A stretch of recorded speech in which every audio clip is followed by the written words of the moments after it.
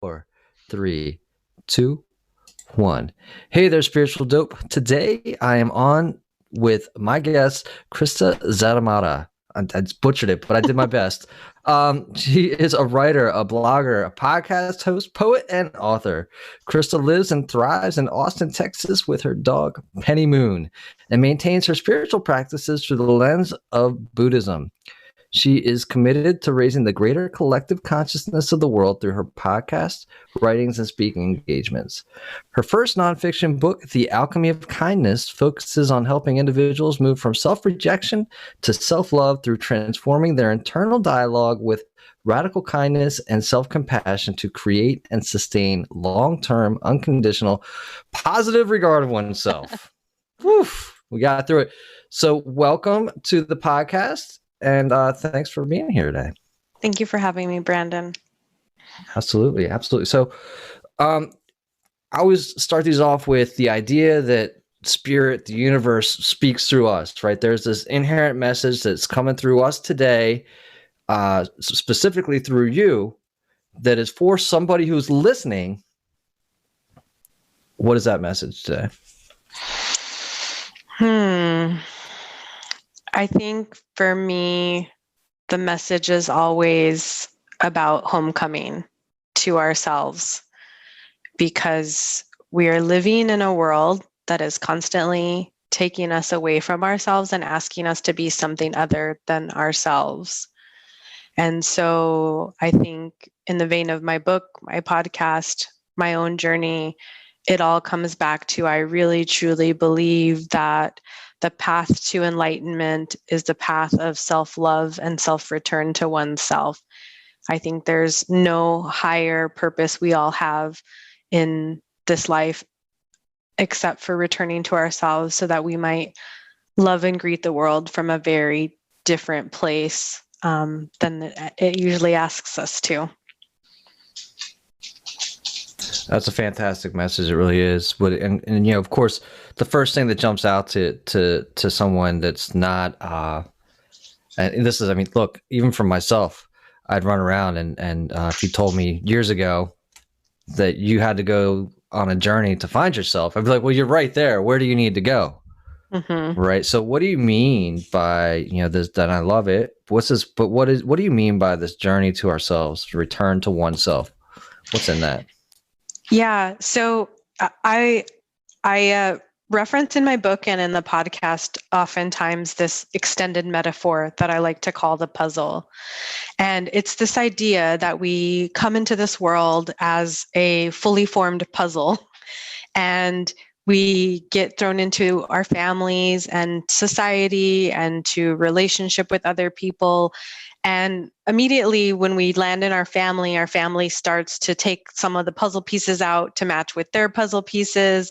Sometimes they don't like the way your puzzle pieces look, so they chuck them. And when you grow into adulthood, you will look into the mirror and you will see that not only are you missing puzzle pieces, but your own pieces are disorganized and out of place.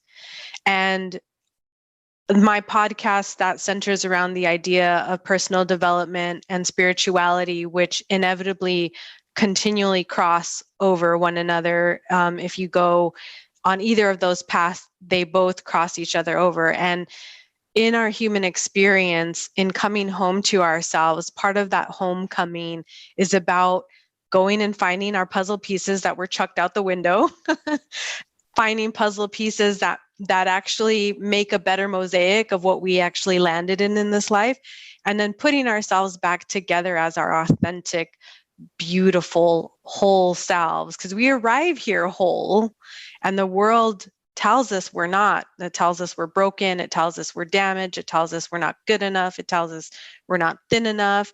But we land literally in this human form as these beautiful, whole human creatures.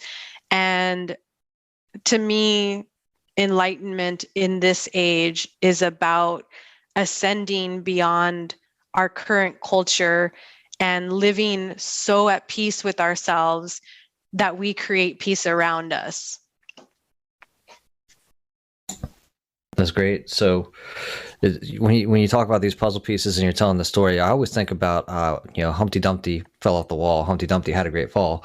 All Yeah. the king's men, right? And so it's kind of similar, right? Like you're the only one that can put all your pieces back together, right? You're the only one that recognizes even your own pieces, right? And you also are the only one that has capability to recognize that this picture is complete. Exactly. Right. That's absolutely right. Yeah. So let's talk for a second on your podcast. I'm so jealous of the name of the podcast. I really am. It's so simple, but it's so perfect. What's the name of your podcast? The podcast is called I'm Awake Now What? Oh man, it's genius, right? So how did you first of all, how did you discover that you were personally awake? How do you define awake? And then what made you decide to be a voice for that?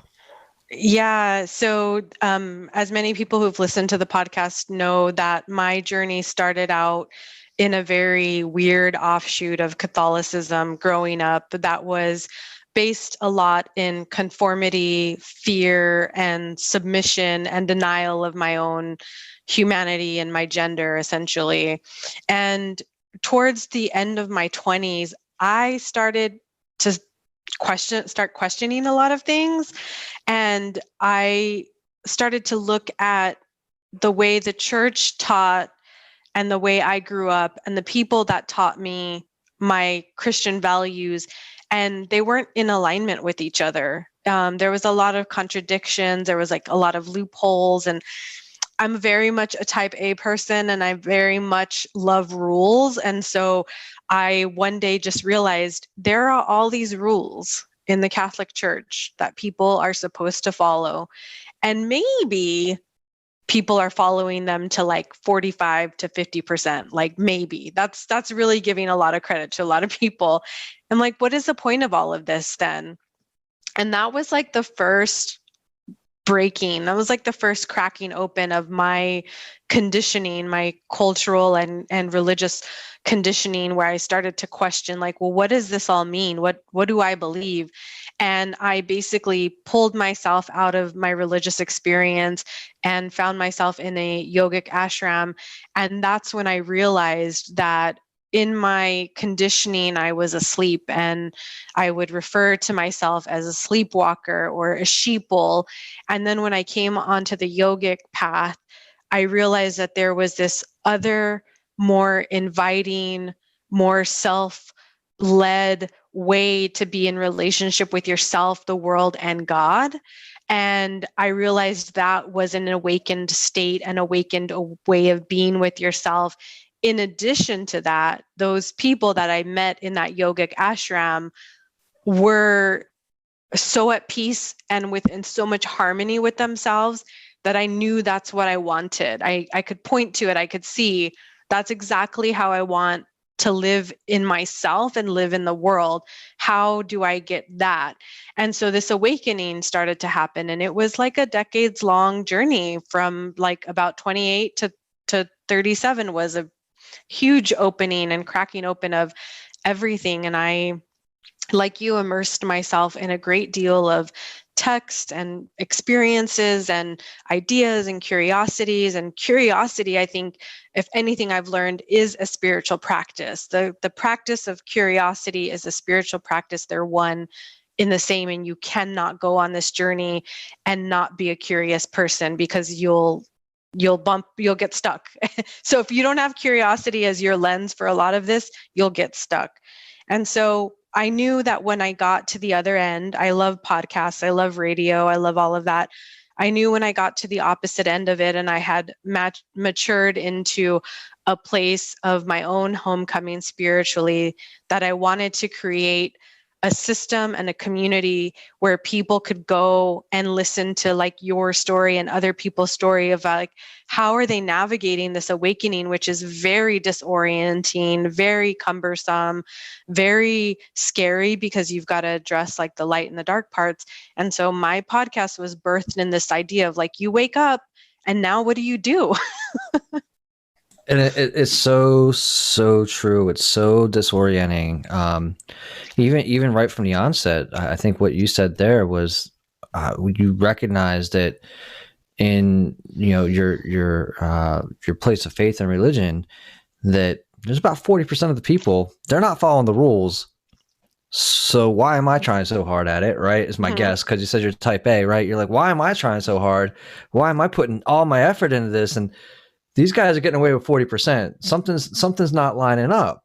So and then that begins to kind of crack the veil, right? That begins to say, well, if that wasn't right, oh man, because it sounds like you based quite a bit off of that, right? Or at least from that space. Absolutely. And now everything's just kind of flying off, right? That's the whole well, geez, the Wizard of Oz, right? The man behind the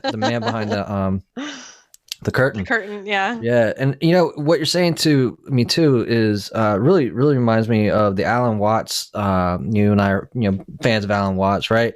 So it reminds me of like when he's talking about the monks in Zen Buddhism, when they would go up to the samurais, right? And the samurais would be all like, I don't know what samurais do, but they do their samurai thing. And then the monk shows like no fear because he's at total peace with himself, right? He's like, go ahead. I'm good. Do what you got to do. But, and then the samurai sees, kind of what you saw. These people are so at peace. So like they have something, and it's nearly palatable, right? You can almost touch it. Yes. And you're like, I want some of that. Right. And so that's kind of what I'm hearing you say. Right. But, if, so how did you decide to head, what made you go to like yoga and an ashram, right? Because that's a pretty big leap from Catholicism. It's a huge leap. I read, and this is the cheesiest part of my whole story, but I can't deny it. It's everywhere. I've said it multiple times, but I had read Liz Gilbert's Eat, Pray, Love. I know you just posted an Elizabeth Gilbert quote today. I love her. She's everything to me. To me, she's like my female Jesus on this earth. She's so honest and transparent. And after I read her book, I was like, if she can figure out her life in a yogic ashram, I think I can too. And she was right, because it's the source. It's so old. It's so ancient. It's so tied to the truth of what we are beyond our current civilization. They have all of the wisdom there in their texts. So I landed in that. I luckily had that yogic ashram in this tiny town of Spokane, of all places, Spokane, Washington. Yeah. Yeah. That's what it's funny, because that's my I spent a summer up there growing up. It is tiny, like you said. There's like 200,000 people there or something at the time, but yeah. And so then that led me, again, like curiosity became my guiding light. So the Swami who created that ashram there is Swami Shivananda Radha, this beautiful German Swami who is now passed on, but she had a prolific writing career. So I read all of her books. And then I'm very much a root cause kind of person. I work in quality management systems in my regular life. And so when I want to understand something, I have to get to the base of it. And so once I dipped into the yogic ashram, which was based in Hinduism, that kind of led me down the path of Buddhism and Zen and Sufism and Islam and Judaism. And then I realized I need to really understand these other religions and philosophies. And I really got into Stoicism with Marcus Aurelius. And of course, then you go into the spiritual side, which is like all of the beautiful teachers we've had, like Alan Watts and Wayne Dyer and Michael Dooley. All these people have done such massive work, and you just realize they're all saying the same thing, which is you are God, God is you. Live a life that is honest and pure and of service of others. And that's all you have to do and show up in this world as. So how, accepting yourself as, God, right? I think that's definitely been one of the bigger stumbling blocks, right? Because we also, we Westerners, we've got like this, one concept of God, right? And then Hinduism and Eastern and other spiritualities have this other concept of God. So when you say that we're all God, what is your concept of that? And how do you sleep at night with that, right? Like, I mean, because that's definitely a challenge because you know, I can tell you just from my own practice, I can do like great meditations and I'll be like, I can get myself to like love, but I can't, sometimes I have that struggle with, seeing myself as God, right? Like I am love, right? But then I'm like, I am God. I'm like, hey, wait a second, buddy. What are you thinking there? Right. So just walk me through that because I'd be curious to hear what that sounds like and looks like for you. Well, yeah, it's interesting that you bring that up. I would say the thing where I've shaken out in my relationship with God, which is too small of a word for what created us, I think. And I don't think it's one person, but one of the things that I came to terms with on my journey too is like in Catholicism and a lot of the Abrahamic religions and even some of the Eastern ones, there's this idea that God exists wholly in perfection and that divinity equates perfection. But if you look around the world, if a God or gods created us, there are so many imperfections in this world that make it absolutely beautiful. You can walk into a forest, like right now I can see outside of my house is the green belt here in Austin, which is like our forest, and it's untamed and it's wild and it's, it's not perfect. And we're not perfect. And that means that the thing that created me is also imperfect. And I'm comfortable knowing that it's probably still evolving too. And we're evolving together. And that wisdom that exists in me to understand that helps me connect to my own divinity and remove that disconnection that I grew up with that said, like, God is in this place and God can only be accessed through these people and God is only available to X, Y, and Z. But I think we are born with a God-shaped portion of God in our body and in our soul and in our energy that circulates us as human beings. And it's a matter of recognizing that in ourselves. It's not that you're better than anyone if you know that you have God within you or that God is something, unattainable. We all have it. And I think the manifestation of understanding that God is within you is when you act in kindness and compassion and humility to other people, because that's literally God working through you. That's your own divinity. The part of you that is God is coming forward and it's manifesting as those actions, as this podcast, as of the way you help people as a coach, Brandon. Like that's you and God. That's like you guys co-creating. It's this beautiful co-creation that we all get to be a part of that has been denied, especially in the Western world, because it's built on these Abrahamic religions that say, no, God's this other thing, but it's not. Fair enough. And I 100% agree with all of what you're saying. And the one thing I would say though is I was recently introduced to a new definition of the word perfect, meaning that you don't need anything else. That's all it means, right? So actually, if you go to sleep tonight, Krista, do you need anything else? Then today you're perfect.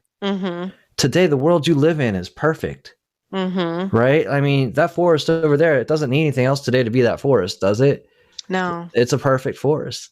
Right? So somebody introduced it and just said that was like the old, way back when, that's what that word meant. It's like you don't need anything else. And if that's the definition of perfect, then there's a lot of us that are perfect that don't think that we are, right? Therefore, we keep ourselves from saying, man, I can't access God because you should have seen me last week. That wasn't cool, right? Or like, they've got all these things that make them think that they're being kept away from God, right? The only thing that's keeping them away from that is themselves, right? That's exactly right.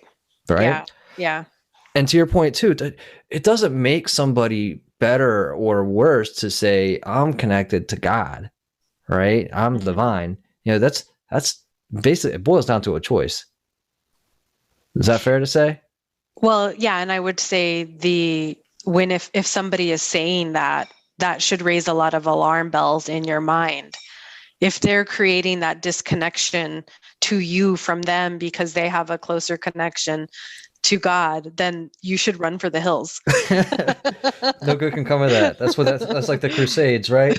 So, so what made you decide to be the voice, though? By taking it, by literally opening up, your voice and bringing this to the greater masses, A, and then B, like, talk about stepping into that. Like, what gave you the confidence to be that person? I mean, I don't know if it was a matter of like confidence more than the desire to help. So like a lot of my motivations as an individual comes from the desire to alleviate other people's suffering, whether that's through community, through the podcast, through holding space for them to process things, whether it's just being in friendship with somebody so they don't feel alone. My motivation was that I know there's people that need to hear these things. And I would say the best example of that was this summer when I finally put into one conglomerated space the journey of me leaving my religion of origin, making sense of all of that trauma, releasing it, and coming home to myself. And I can't tell you how much I've heard from people all over the world about how liberating it was to have somebody regurgitate that life experience that they had gone through, and that they were either at the beginning, the two middle parts, or the end, and feeling like me too. And I think when we do this work, like, and you do your spiritual dope podcast and your coaching and stuff, I don't think there's any deeper a modality of love that we can do for each other than to see and hear each other. And I think what's funny about the world we live in now is social media is exactly that. It's this deep-seated desire to be seen and to be heard and to feel like you matter in this world. And I think us on the spiritual path, our goal in creating this content is to also be a mirror to the people who are in the process of it all, because we need each other and we need each other's experiences and wisdom and honesty and integrity to help us through this journey. We can't do it alone. So how many, when you opened it up, was there any fear? Was there any, family or friends that were surprised or shocked by about kind of what you were doing in that space? How about your coworkers, right? Like, I mean, is this something that your day job, right? You've got the day job. Mm-hmm. Is that something that, you share with openly there? Or is this kind of like you go to work today, is Krista, I'm here working today, and then you come home at night and you're like, let's spiritually liberate some people. Right?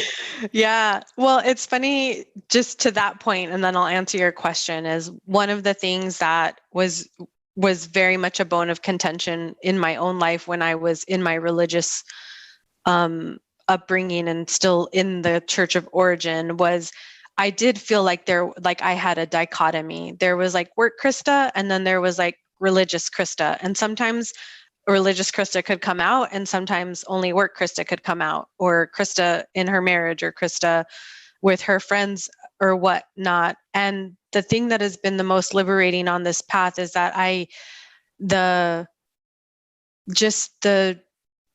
the ability to show up as yourself everywhere all the time is more peace than I could have ever asked for in my life.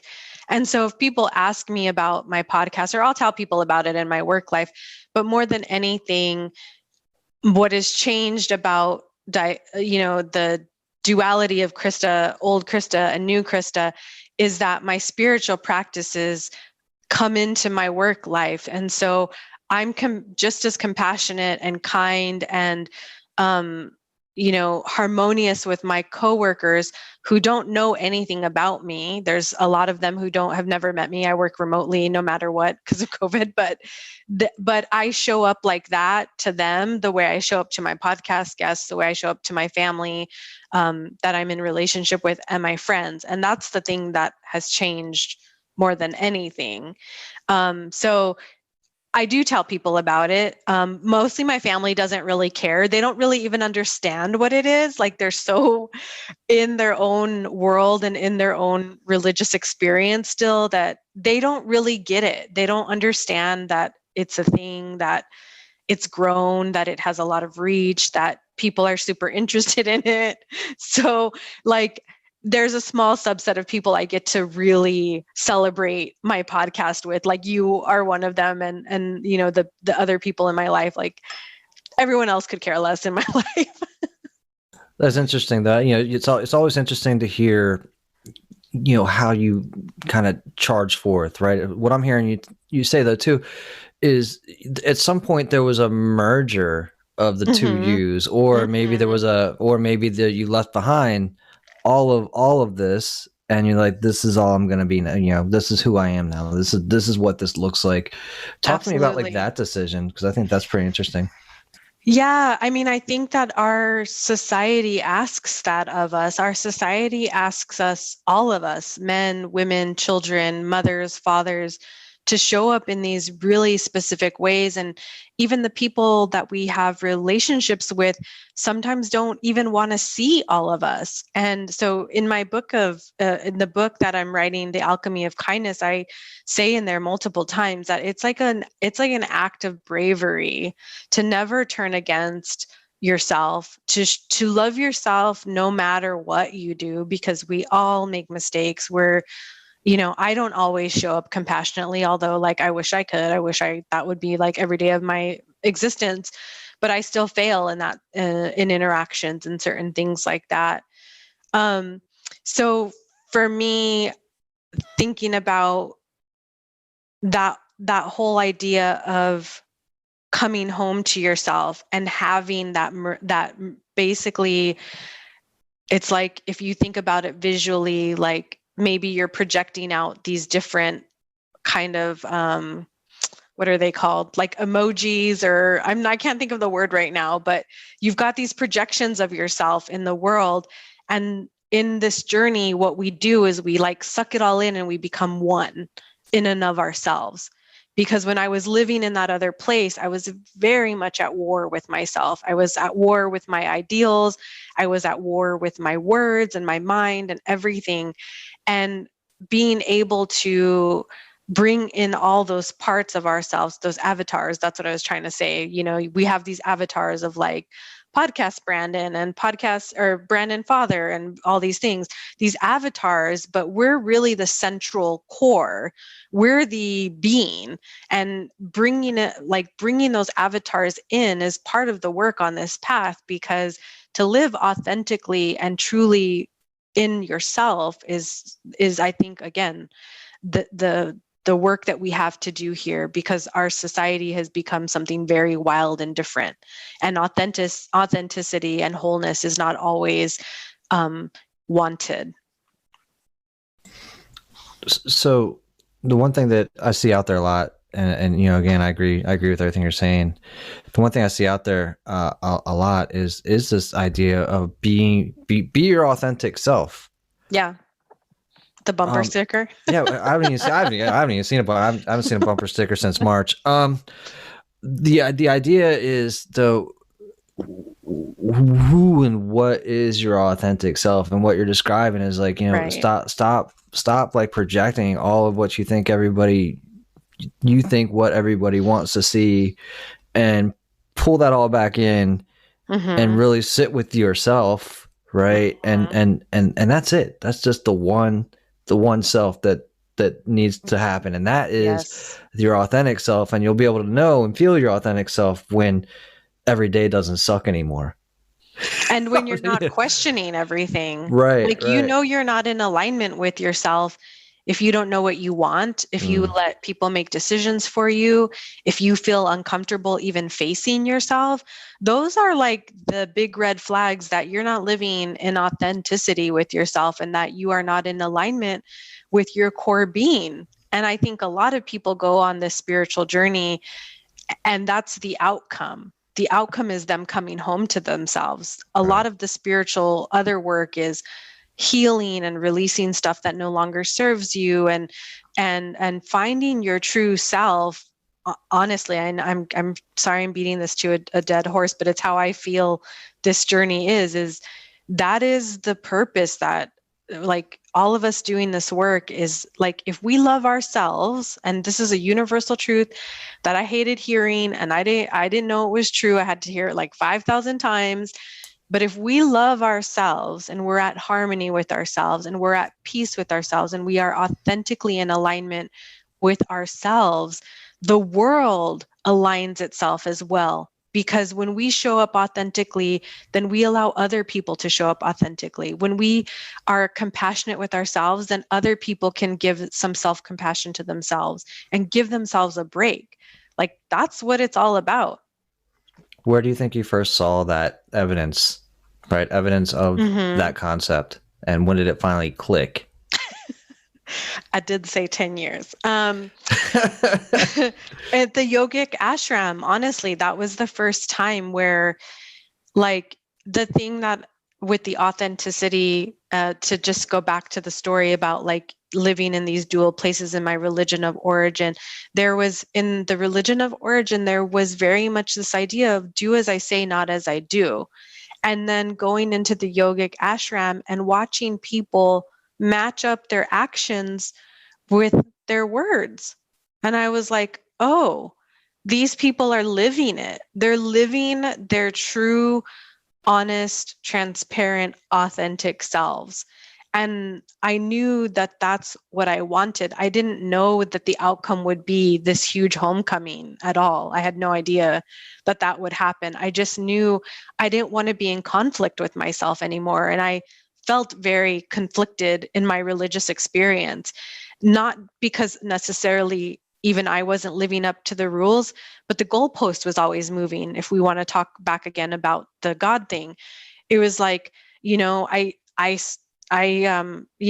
was abstinent. I didn't do drugs. I didn't, drink. I didn't curse. And I still wasn't good enough for God. I still wasn't good enough for my church. The goalpost just kept moving.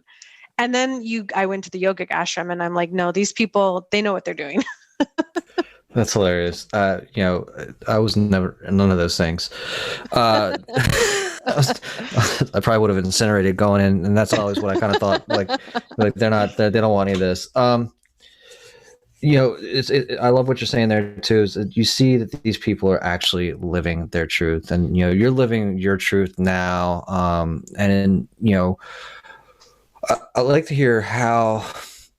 We'll just call it like the universe is opened up for you, because your podcast looks like you've had, a great run, right? You've had a great run. You're having great conversations. You're putting out a book. My guess is you've got more behind that, but it also sounds to me like you found a way to, and I'm just guessing here, you found a way to like kind of surrender to it and let it like be organic. Mm-hmm. Talk about that. Yeah, I mean, if we want to talk technically about the podcast, like anybody else, I started it, I don't know what the hell I was doing. And I had to learn how to edit and all of that stuff. I just had an idea that I wanted to put this information out, and I just needed to find a way to do it. And I had to figure out all of those things. And what I recently did an interview with a gal about how to start a podcast. And one of my advice for somebody was just go in knowing that it's going to evolve. And that's part of the process, instead of being stuck in this like box. So my first 2 seasons, I didn't know what I was doing. I changed the format a couple times. I changed the way it was, presented. I changed my branding. I did a bunch of things. Like, I didn't know what I was doing, and that was okay. And finally, after with a lot of trial and error, like I think our life is supposed to be. It's supposed to be this loving existence of trial and error, and we don't get punished when we err. It's just a learning lesson, and we pivot, right? So I pivoted and I found the right sequence, and I found an audience that resonated with what I was saying, which allowed me to bring bigger guests on, because like the bigger your podcast gets, the more people want to come. And I was just telling Mona, who you know, it's funny to think when I started my podcast, like every week, like 7 people would listen to it. And now it's like up to 21,000 people a week. That's a lot of people listening. That's a lot of people. Yeah. Nah, congratulations. That's fantastic. But it was years, you know, it's not like that happened overnight. It has been me just diligently sitting down and saying, I don't care about the numbers. I don't care about the monetary compensation. What I care about is being of service to people on the path who need help. And I'm going to show up, and this is what I'm going to do. That's as simple as I can explain it. No, I mean, that's perfect. Right. But again, so, and thank you for that. What I'm looking for is just the path opening up. Right. And it sounds to me again, you've kind of surrendered, right? You're not forcing something. You're not saying, hey, you didn't come up and be like, all right, well, 12/31 on 2018, I'm looking for like 75,000 downloads, and that'd be a great year, right? Instead, you said, hey, I need to do this. This is something I'm doing. This is something that I'm doing as much for me as for anybody else. I'm looking to be of service. I'm not looking for anything other than that. Like you're doing it in an altruistic nature, right? But the idea is that once you kind of move with your intention, with your purpose, and you know, you're in full alignment, the idea is that the universe opens up for you. Have you found that to be true for yourself?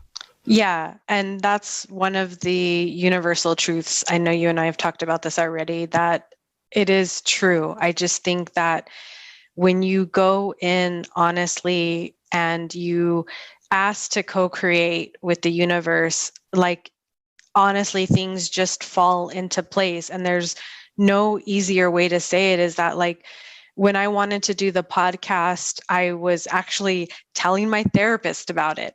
And she told me about this guy who happened to produce his own podcast, and he could help me. And he helped me and helped me get it off the ground. And it was like in The Alchemist, where Paulo Coelho says, you know, like the universe will conspire to bring everything to your plate. And it really is true. I think the thing that I would leave the audience with is that you just have to continue to make actionable steps and show up. And sometimes your steps are in the wrong direction, but the universe will course correct for you. It'll let you know you're on the wrong path, and you just keep putting one foot in front of the other. And this idea of the surrender is that I have this idea, but I'm not tied to it. And that's where the surrender comes in. So I had this podcast idea and I thought I wanted it to be this thing, and I let it evolve and become something that it is today, and have had opportunities because of it.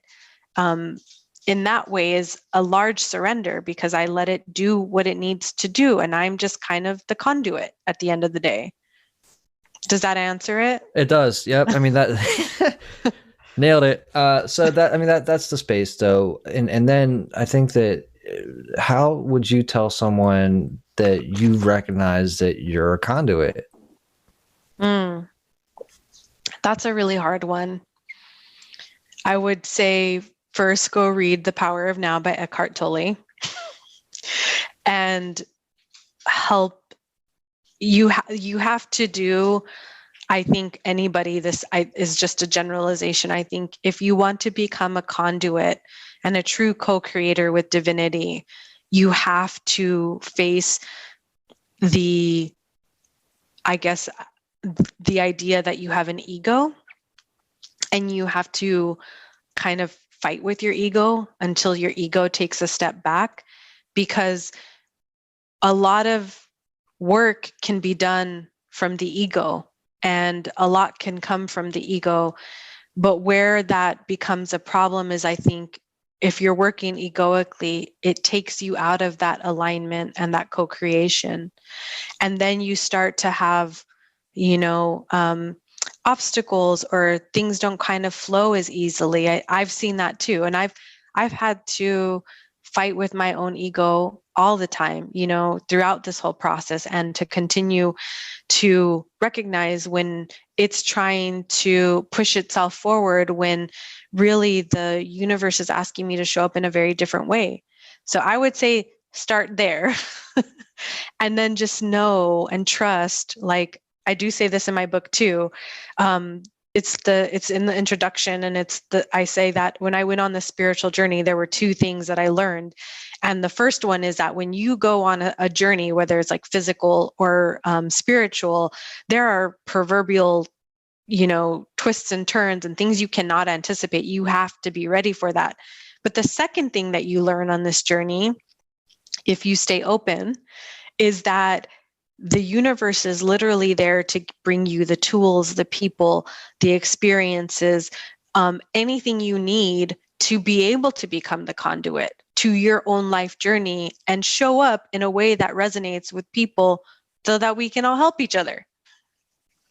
Yeah, fair enough. Fair enough. I mean, what I think I hear you say though too is, ego's the guy that said, ego's the voice inside you saying, I'm doing this. This is me. Yeah. Watch what I can do. Right. And whereas a conduit says, I have the resources of the universe and it's just flowing through me. Exactly. I literally wrote down this morning, the idea that, from a humanity standpoint, if I view myself as strictly human, then all I'm left with is, my human capabilities and the things of this world, right? Now, if I open myself up to being divine or of this universe, then Game that changer. changes the game, right? I mean, and so... Then there's nothing you can't do. Right. And I don't have to be, and I'm not the one doing it, right? And, so I think that's what I'm hearing you say, right? And kind of breaking and having that breakthrough,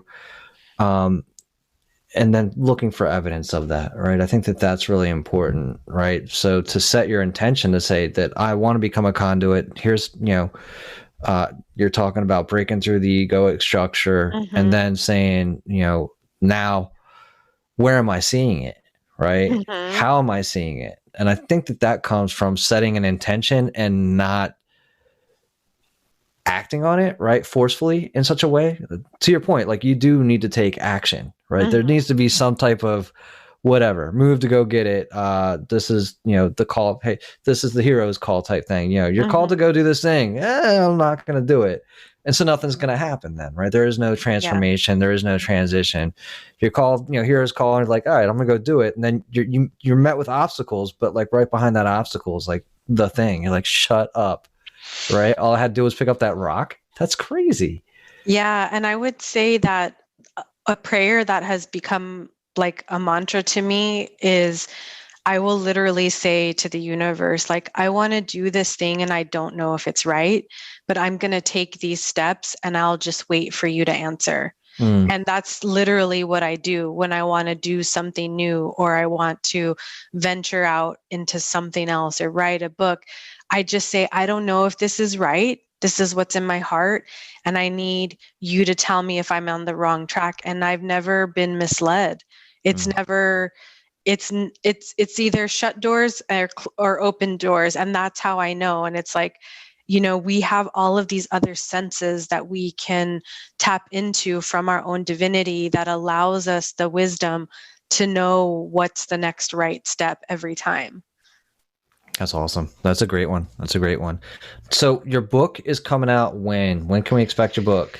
Oh, this has been like the biggest labor of love that I've ever had in my life. It's taken me 2 years to finish this book, and I'm still not even done yet.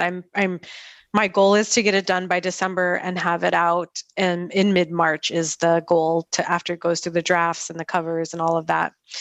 But I think also too, let me just back it up for a second. What I've learned on this journey as well, and having the podcast, is that a lot of people have different entry points into spirituality, how we find it. For some people, it's addiction. For some people, it's trauma. For some people, it's the religious experience. For some people, it's, no religious experience. But we all have these entry points, but we all come together at some point. Our experiences kind of merge at some point. But the conflict that I was talking about earlier that was contained in my mind was also this deep-seated self-hatred. And that was my entry point in, because I needed peace. And I didn't need peace with the world. I needed peace with myself, because I hated myself. I hated everything about me. I hated myself to the core. And it's like one of those things that people never want to talk about. But it was a very big struggle of mine. And it was my entry point into leaving my religion, that I had an inclination that it was a contributing factor to my self-hatred, but I didn't quite know if it was. And so the journey of the alchemy of kindness, the book, is about like traversing my past to understand, where did the separation happen that I started to hate myself, because I certainly wasn't born hating myself. And then I did.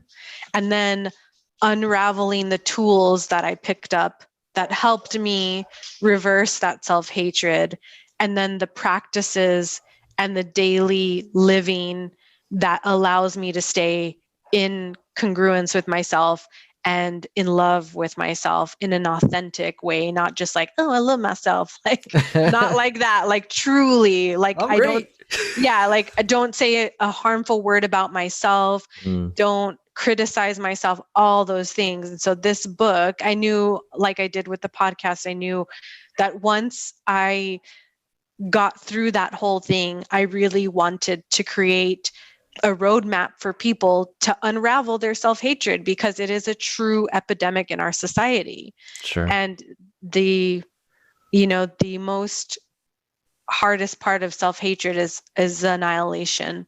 And so, I had a couple of times where I had suicidal attempts with my life, and because I was just like, I cannot stand myself. Like, I have ruined everything. I'm like an embarrassment to my family and all of these things. And my self-hatred took me all the way up to annihilation, like it does with a lot of people.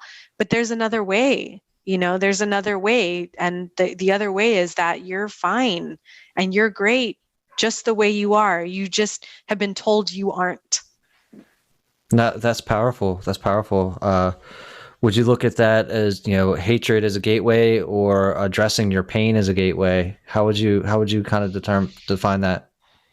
Well, so for me, for my experience, and I think it can be both, and I'm guessing, for me, it was that I was in so much pain with my own internal conflict, like not being able to look at myself in the mirror for very long, or not being able to be in relationship with people and feel like they didn't like me because I didn't like me. Like, I just assumed everybody hated me because I hated myself too, And the pain of that was like, okay, there's something really traumatic living here that I have to address now. And what is that?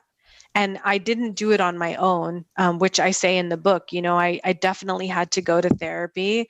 I had to have a lot of spiritual experiences that helped me come home to myself. And then the longevity of my self-love really came into focus when I found Buddhism, because Buddhism is truly a homecoming. It's like, go and be by yourself and sit with yourself and be okay with everything that is, but be okay with yourself. That was like the most eye-opening teaching I could have received, is what the Buddha did in his life. And I was like, oh, this is how I'm supposed to exist within myself, then I can attain that. And I'm going to live it and practice it until it's in like every molecule of my body. Right. So, yeah. Just be that. I love that. So you said, you mentioned your spiritual experiences a couple of times. Do you have like one or two that you could, specifically point to as a specific spiritual experience? Like, do you mean through the self that allowed me to create some self-healing in the vein of the book, or just like spiritual experiences that Well, I I mean, had. yeah, I mean, you pointed to like along the way having some spiritual experiences, and what does that mean, and what is one that might be specific? Um, hmm. Let me think.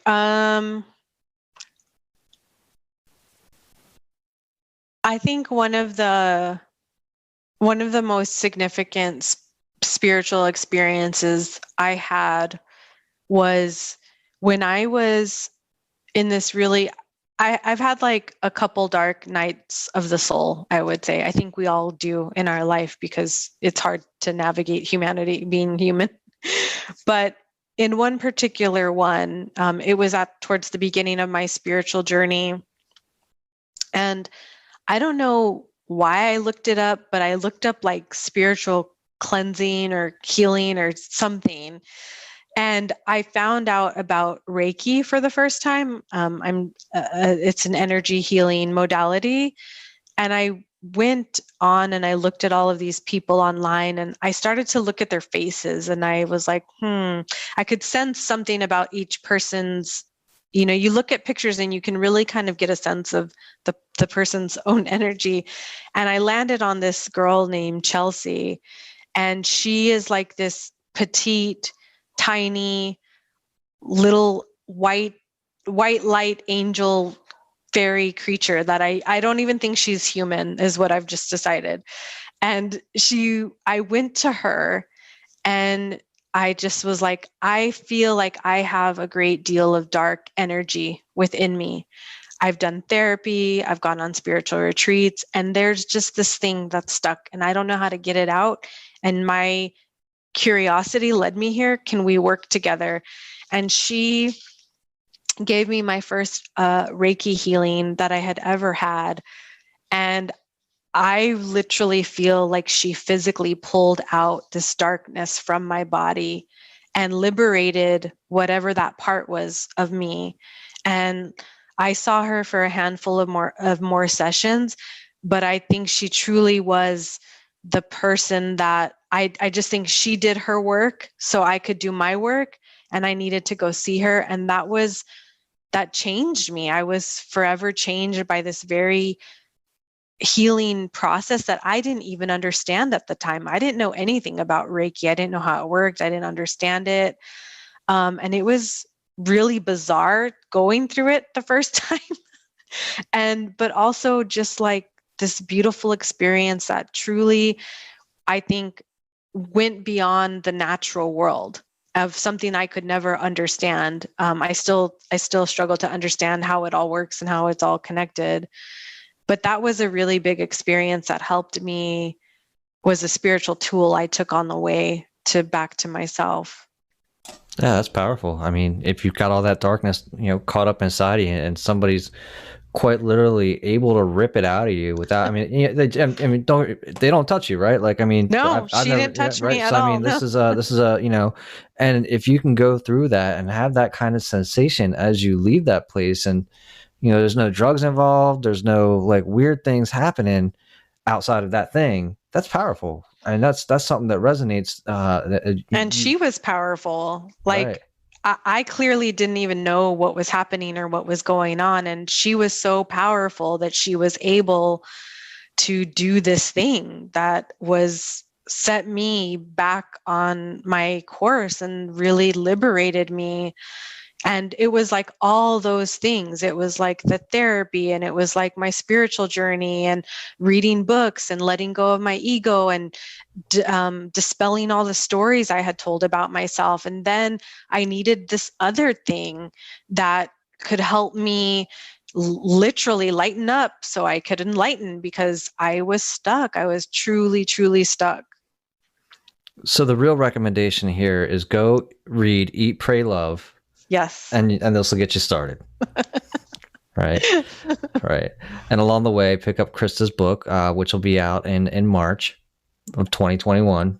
Right. I mean, should we just set the date? Let's just do it. Right. Yeah. It's coming. It'll be there. And then, go over and, where should we send people to go check you out? You can just find me on Instagram at IANW Podcast. I'm in the process of redoing my website and stuff. And I do have some other projects that are not ready to be spoken about, but they'll be very exciting in the near future. But Instagram's the best place to catch me for now while I revamp everything. Okay, so if you're listening today, then make sure you head on over to Spiritual Dope or the podcast outline, and the link for Krista's Instagram to the podcast will be available for you. So Krista, thank you so much for coming on today and sharing pieces of your journey and how you got there and just spending some time with us today. I think what you shared out today was super valuable for anybody who's tuning in. Yeah, thank you for having me, Brandon. I really enjoyed our time together.